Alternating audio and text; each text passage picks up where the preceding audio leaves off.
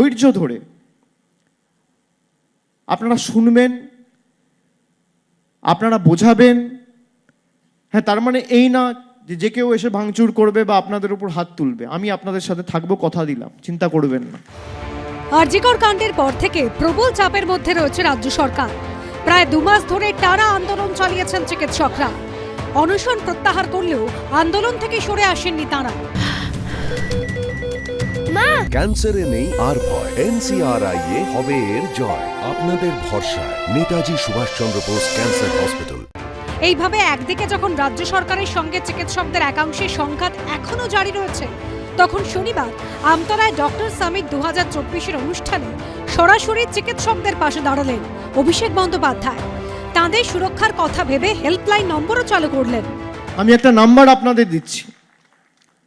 আমি যে স্পেশাল হেল্পলাইনটা চালাই ডায়মন্ড হারবারে, এক ডাকে অভিষেক, কোনো অসুবিধা হলে এই নাম্বারে সরাসরি ফোন করে আমাকে জানাবেন। আমি 10 জনের একটা কমিটি তৈরি করে দেবো যারা আপনাদের সাথে যোগাযোগে থাকবে। 788777 এটা এক ডাকে অভিষেকের হেল্পলাইন নাম্বার। মমতা বন্দ্যোপাধ্যায় মুখ্যমন্ত্রীর পাশাপাশি স্বাস্থ্যমন্ত্রীও আন্দোলনকারী জুনিয়র চিকিৎসকদের পাশাপাশি সিনিয়র ডাক্তারদের একাংশ সরাসরি মমতা বন্দ্যোপাধ্যায়ের প্রতি অনাস্থা প্রকাশ করেছিলেন। ডাক্তাররা বারবারই তাঁদের আন্দোলন চলাকালীন সুরক্ষার প্রশ্নে সরব হয়েছিলেন। এই প্রেক্ষাপটে অভিষেক বন্দ্যোপাধ্যায় যেভাবে ডাক্তারদের পাশে দাঁড়ালেন তাকে তৃণমূলের অভ্যন্তরীণ রাজনীতিতে বিশেষ ইঙ্গিতপূর্ণ। সরাসরি স্বাস্থ্যমন্ত্রীকে চ্যালেঞ্জ করেছেন। তিনি আজকে সরাসরি ঘোষণা করে দিয়েছেন এই রাজ্যে স্বাস্থ্য পরিষেবা দিতে 13.5 বছরের স্বাস্থ্যমন্ত্রী এবং পারিবারিক পরিচয় সূত্রে উনার পিসি সম্পূর্ণ ব্যর্থ। উনার পরিবারের লোকই বলে দিয়েছে, উনার পার্টির সাংসদ, যে স্বাস্থ্যমন্ত্রী ফেল ফেল ফেল। রাজ্য প্রশাসনের দায়িত্বে রয়েছেন মমতা বন্দ্যোপাধ্যায়, কিন্তু বারবার ডায়মন্ড হারবার মডেলের কথা বলে অভিষেক বন্দ্যোপাধ্যায় কি মমতা বন্দ্যোপাধ্যায় প্রশাসনের দিকেই আঙুল তোলেন? তার মডেলই সেরা মডেল, সেটাই কি প্রমাণ করার চেষ্টা করেন? এই জল্পনা বারবার উস্কে দিয়েছেন বিরোধীরা। এদিন ফের অভিষেক বন্দ্যোপাধ্যায়ের মুখে শোনা গেল সেই ডায়মন্ড হারবার মডেলের প্রসঙ্গ। আমরা গত 10 বছরে কি কাজ করেছি? ডায়মন্ড হারবার মডেল নিয়ে যা কথা বলা হয়, প্রতি বছর পুস্তিকা প্রকাশ করে মানুষকে পুঙ্খানুপুঙ্খ হিসেব বুঝিয়ে দিয়েছি। আমরা প্রতি বছর বই প্রকাশ করি, নিঃশব্দ বিপ্লব।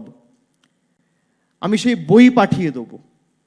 একমাত্র লোকসভা কেন্দ্র যে গত 10 বছরে 5,580 কোটি টাকার কাজ করেছে। সরকার সরকারের মতো কাজ করবে, কেন্দ্র সরকার কেন্দ্র সরকারের মতো কাজ করবে, রাজ্য সরকার রাজ্য সরকারের মতো কাজ করবে, পঞ্চায়েত কাজ করবে, পুরসভা কাজ করবে।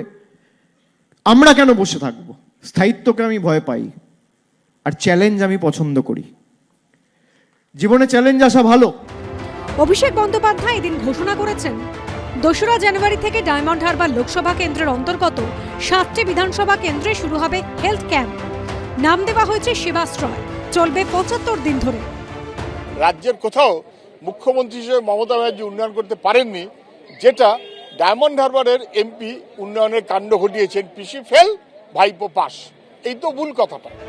আরজিকর মেডিকেলে তরুণী চিকিৎসককে খুন ধর্ষণের ঘটনার পর প্রবল চাপের মুখে 3রা সেপ্টেম্বর বিধানসভায় ধর্ষণ বিরোধী Aparajita women and child West Bengal criminal law amendment bill 2024 পেশ করে রাজ্য সরকার। সেই বিল এখনো রাষ্ট্রপতি ভবনে পড়ে রয়েছে। যে বিলকে দ্রুত আইনে পরিণত করার দাবিতে শনিবার রাস্তায় নেমেছিল তৃণমূল। অপরাজিতা বিল নিয়ে এদিন সরব হয়েছেন অভিষেকও, পাশাপাশি নিশানা করেছেন মোদী সরকারকে। কেন্দ্র সরকার যদি চায় একদিন লাগবে, অর্ডিন্যান্স আনতে পারে।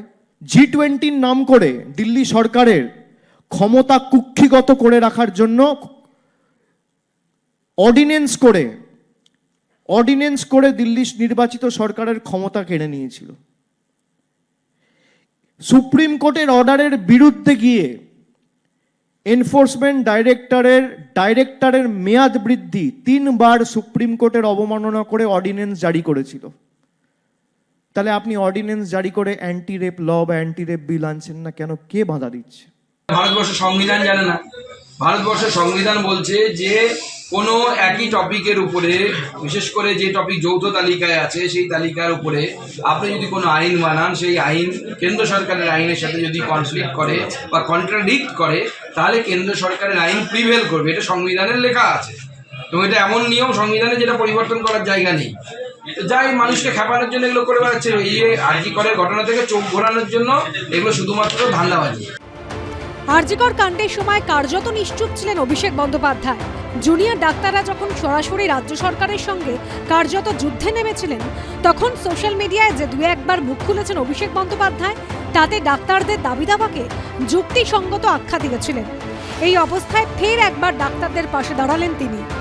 কৃষ্ণেন্দু অধিকারী, সমীরণ পাল ও মুন্না আগরওয়ালের রিপোর্ট, এবিপি আনন্দ।